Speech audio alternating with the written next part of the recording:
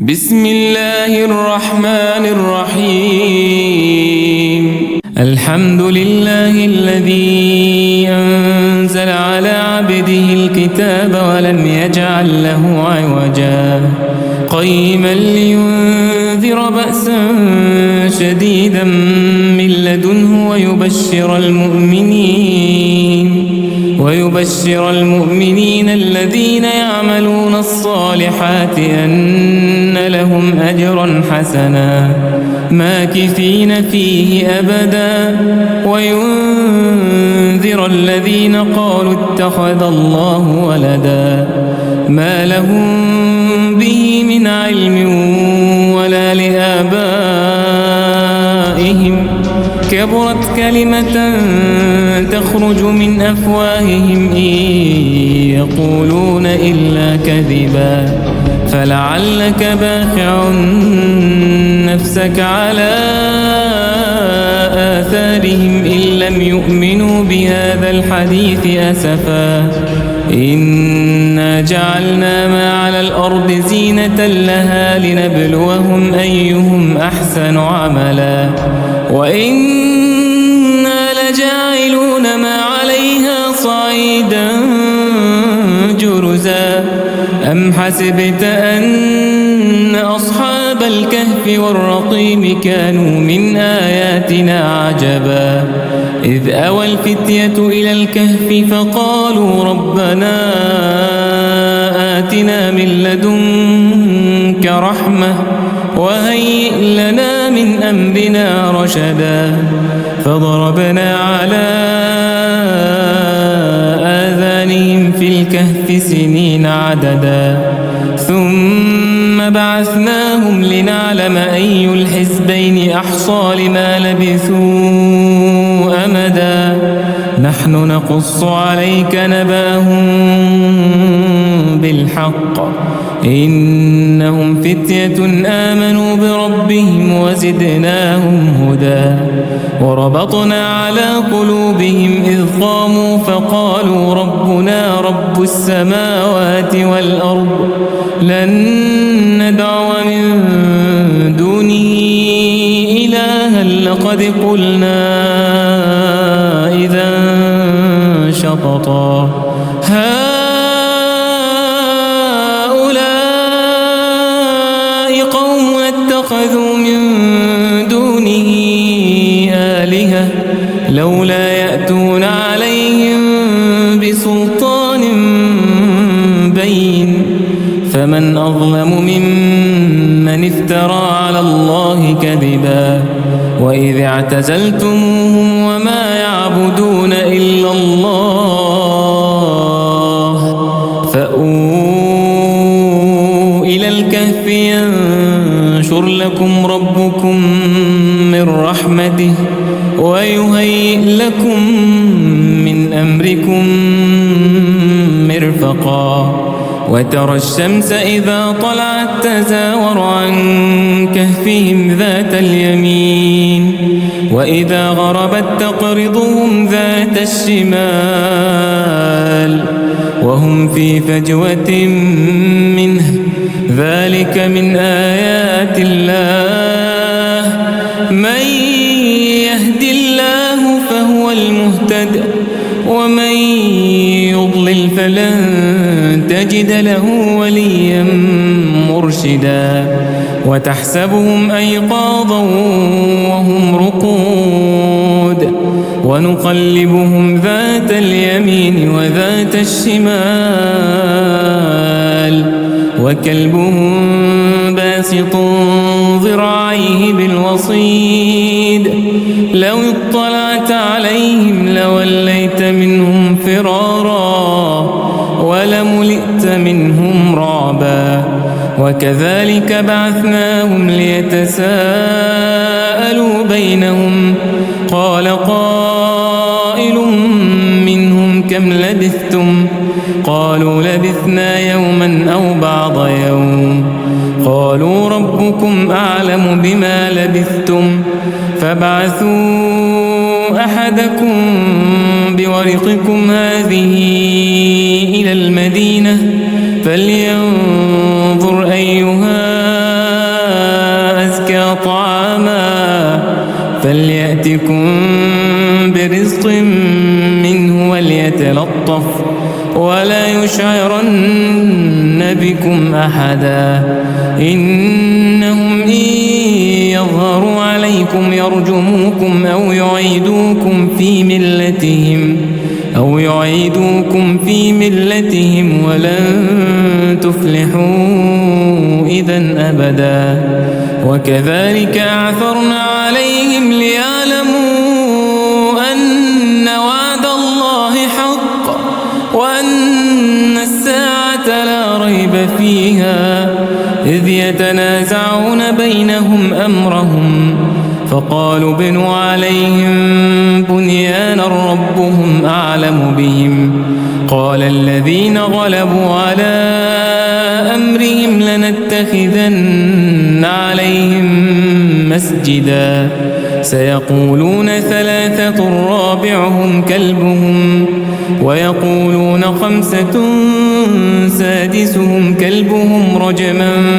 بالغيب ويقولون سبعة وثامنهم كلبهم قل ربي أعلم بعدتهم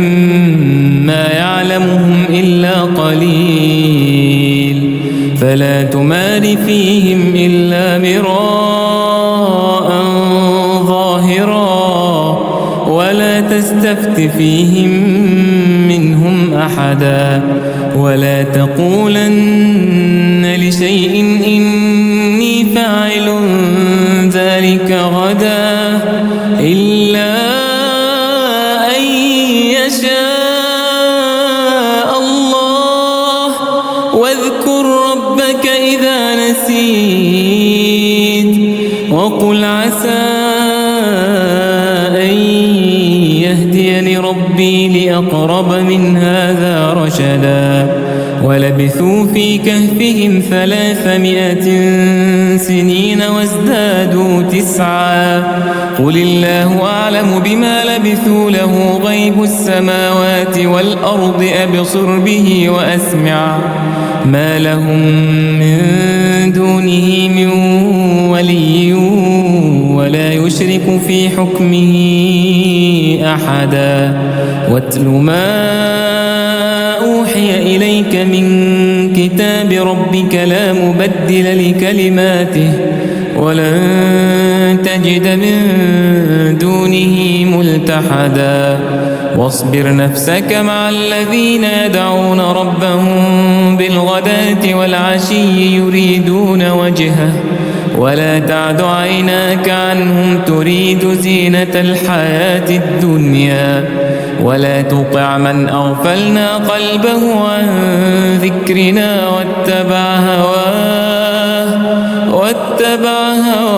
وكان أمره فرطا وقل الحق من ربكم فمن شاء فليؤمن ومن شاء فليكفر إنا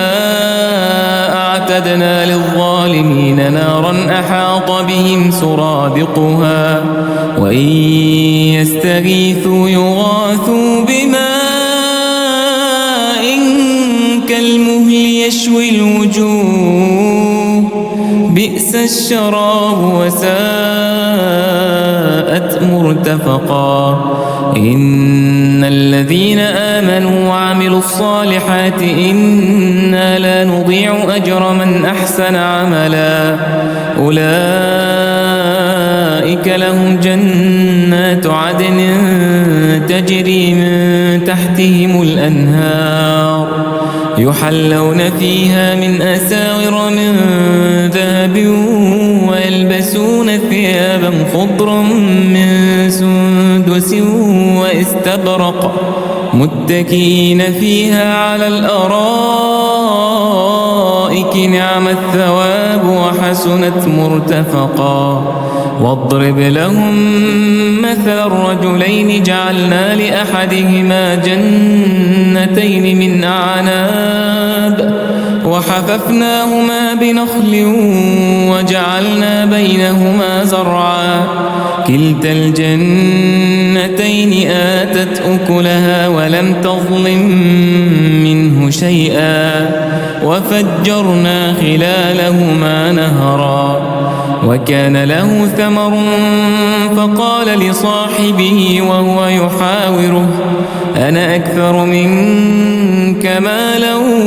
وأعز نفرا ودخل جنته وهو ظالم لنفسه قال ما أظن أن تبيد هذه أبدا وما أظن الساعة قائمة ولئن رددت إلى ربي لأجدن خيرا منها منقلبا قال له صاحبه وهو يحاوره أكفرت بالذي خلقك من تراب ثم من نطفة ثم سواك رجلا لكن هو الله ربي ولا أشرك بربي أحدا ولولا إذ دخلت جنتك قلت ما شاء الله لا قوة إلا بالله إن ترني أنا أقل منك مالا وولدا فعسى ربي أن يؤتيني خيرا من جنتك ويرسل عليها حسبانا من السماء فتصبح صعيدا زلقا أو يصبح ماؤها غورا فلن تستطيع له طلبا وأحيط بثمره فأصبح يقلب كفيه على ما أنفق فيها وهي خاوية على عروشها ويقول يا ليتني لم أشرك بربي أحدا ولم تكن له فئة ينصرونه من دون الله وما كان منتصرا هنالك الولاية لله الحق هو خير ثوابا وخير عقبا واضرب لهم مثل الحياة الدنيا كماء إن أنزلناه من السماء فاختلط به نبات الأرض فأصبح هشيما تذروه الرياح وكان الله على كل شيء مقتدرا المال والبنون زينة الحياة الدنيا والباقيات الصالحات خير عند ربك ثوابا وخير أملا ويوم نسير الجبال وترى الأرض بارزة وحشرناهم فلم نغادر منهم أحدا وعرضوا على ربك صفا لقد جئتمونا كما خلقناكم أول مرة بل زعمتم أن لن نجعل لكم موعدا ووضع الكتاب فترى المجرمين مشفقين مما فيه ويقولون يا ويلتنا ما لهذا الكتاب لا يغادر صغيرة ولا كبيرة إلا أحصاها ووجدوا ما عملوا حاضرا ولا يظلم ربك أحدا وإذ قلنا للملائكة اسجدوا لآدم فسجدوا إلا إبليس كان من الجن ففسق عن أمر ربه أفتتخذونه وذريته أولياء من دوني وهم لكم عدو بئس للظالمين بدلا ما أشهدتهم خلق السماوات والأرض ولا خلق أنفسهم وما كنت متخذ المضلين عضدا ويوم يقول نادوا شركائي الذين زعمتم فدعوهم فلم يستجيبوا لهم وجعلنا بينهم موبقا ورأى المجرمون النار فظنوا أنهم مواقعوها ولم يجدوا عنها مصرفا ولقد صرفنا في هذا القرآن للناس من كل مثل وكان الإنسان أكثر شيء جدلا وما منع الناس أن يؤمنوا إذ جاءهم الهدى ويستغفروا ربهم إلا أن تأتيهم سنة الأولين أو يأتيهم العذاب قبلا وما نرسل المرسلين إلا مبشرين ومنذرين ويجادل الذين كفروا بالباطل ليدحضوا به الحق واتخذوا آياتي وما أنذروا هزوا ومن أظلم ممن ذكر بآيات ربه فأعرض عنها ونسي ما قدمت يداه إنا جعلنا على قلوبهم أكنة أن يفقهوه وفي آذانهم وقرا وإن تدعهم إلى الهدى فلن يهتدوا إذن أبدا وربك الغفور ذو الرحمة لو يؤاخذهم بما كسبوا لعجل لهم العذاب بل لهم موعد لن يجدوا من دونه موئلا وتلك القرى أهلكناهم لما ظلموا وجعلنا لمهلكهم موعدا وإذ قال موسى لفتاه لا أبرح حتى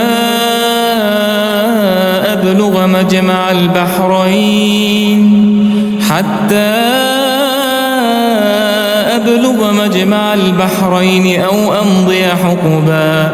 فلما بلغا مجمع بينهما نسيا حوتهما فاتخذ سبيله في البحر سربا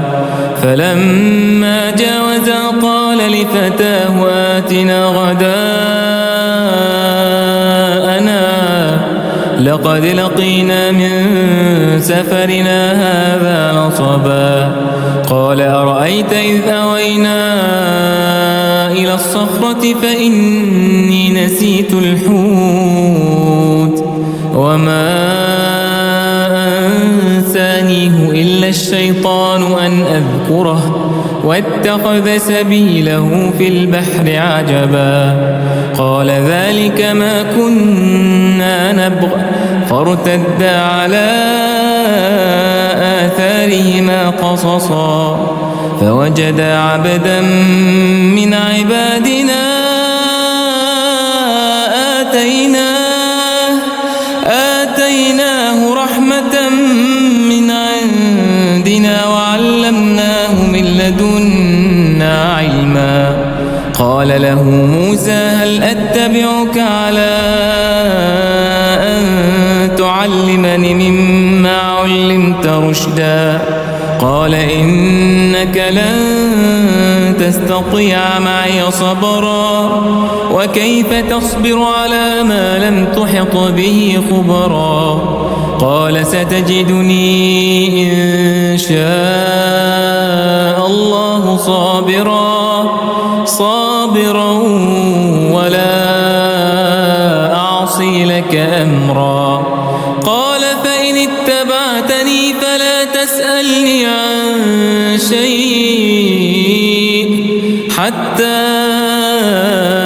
أحدث لك منه ذكرا فانطلقا حتى إذا ركبا في السفينة خرقها قال أخرقتها لتغرق أهلها لقد جئت شيئا إمرا قال ألم أقل إنك لن تستطيع معي صبرا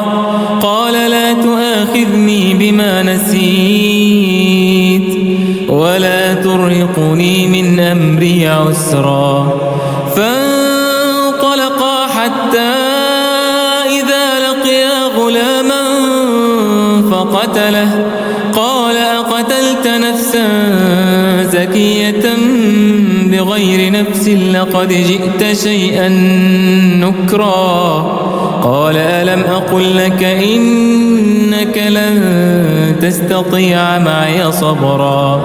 قال إن سألتك عن شيء بعدها فلا تصاحبني قد بلغت من لدني عذرا فانطلقا حتى إذا أتيا أهل قرية استطعما أهلها فأبوا أن يضيفوهما فوجدا فيها جدارا يريد أن ينقض فأقامه قال لو شئت لاتخذت عليه أجرا قال هذا فراق بيني وبينك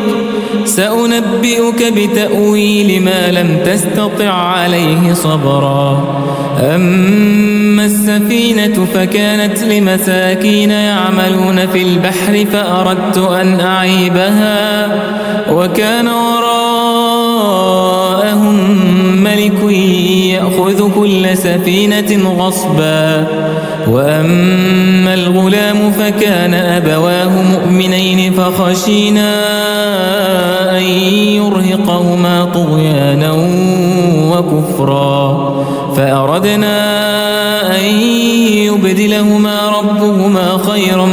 منه زكاة وأقرب رحما وأما الجدار فكان لغلامين يتيمين في المدينة وكان تحته كنز لهما وكان أبوهما صالحا فأراد ربك أن يبلغا أشدهما ويستخرجا كنزهما رحمة من ربك وما فعلته عن أمري ذلك تأويل ما لم تسطع عليه صبرا ويسألونك عن ذي القرنين قل سأتلو عليكم منه ذكرا إنا مكنا له في الأرض وآتيناه من كل شيء سببا فأتبع سببا حتى إذا بلغ مغرب الشمس وجدها تغرب في عين حمئة ووجد عندها قوما قلنا يا ذا القرنين إما أن تعذب وإما أن تتخذ فيهم حسنا قال أما من ظلم فسوف نعذبه ثم يرد إلى ربه فيعذبه عذابا نكرا وأما من آمن وعمل صالحا فله جزاء الحسنى وسنقول له من أمرنا يسرا ثم أتبع سببا حتى إذا بلغ مطلع الشمس وجدها تطلع على قوم لم نجعل لهم من دونها سترا كذلك وقد أحطنا بما لديه خبرا ثم أتبع سببا حتى إذا بلغ بين السدين وجد من دونهما قوما لا يكادون يفقهون قولا قالوا يا ذا القرنين إن يأجوج ومأجوج مفسدون في الأرض فهل نجعل لك خرجا على أن تجعل بيننا وبينهم سدا قال ما مكني فيه ربي خير فأعينوني بقوة أجعل بينكم وبينهم ردما آتوني زبر الحديد حتى إذا ساوى بين الصدفين قال انفخوا حتى إذا جعله نارا قال آتوني أفرغ عليه قطرا فما استطاعوا أن يظهروه وما استطاعوا له نقبا قال هذا رحمة من ربي فإذا جاء وعد ربي جعله دكاء وكان وعد ربي حقا وتركنا بعضهم يومئذ يموج في بعض ونفخ في الصور فجمعناهم جمعا وعرضنا جهنم يومئذ للكافرين عرضا الذين كانت أعينهم في غطاء عن ذكري وكانوا لا يستطيعون سمعا أفحسب الذين كفروا أن يتخذوا عبادي من دوني أولياء إنا أعتدنا جهنم للكافرين نزلا قل هل ننبئكم بالأخسرين أعمالا الذين ضل سعيهم في الحياة الدنيا وهم يحسبون أنهم يحسنون صنعا أولئك الذين كفروا بآيات ربهم ولقائه فحبطت أعمالهم فلا نقيم لهم يوم القيامة وزنا ذلك جزاؤهم جهنم بما كفروا واتخذوا آياتي ورسلي هزوا إن الذين آمنوا وعملوا الصالحات كانت لهم جنات الفردوس نزلا خالدين فيها لا يبغون عنها حولا قل لو كان البحر مدادا لكلمات ربي لنفد البحر قبل أن تنفد كلمات ربي ولو جئنا بمثله مددا قل إنما أنا بشر مثلكم يوحى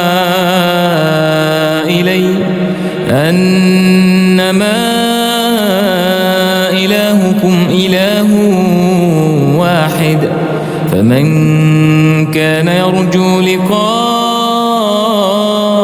ربه فليعمل عملا صالحا ولا يشرك بعبادة ربه أحدا.